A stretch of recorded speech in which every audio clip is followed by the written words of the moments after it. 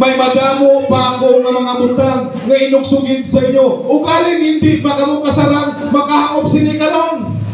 Amen. Damo inughambal ang Diyos sa aton. Damo inugsiling si Jesus sa aton.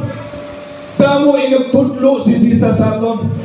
Apan hindi naton mahangpan, hindi naton maintindihan kung ano ina ang ikasarang sa aton paghangop sa pulong sa Ginoo tungod ang Espiritu sang Dios kung wala sa imo.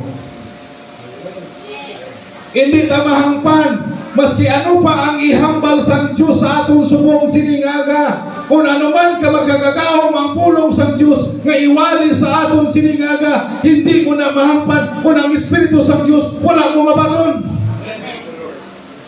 Hindi ka kahangop. Dasoy ang guwa ni mo sini daw relihiyon lang gihapon.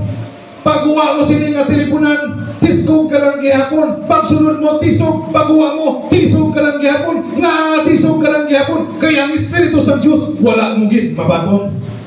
Kag wala mo gid mahampan, ka ang pulong sa Dios amo ang kabuhi mo.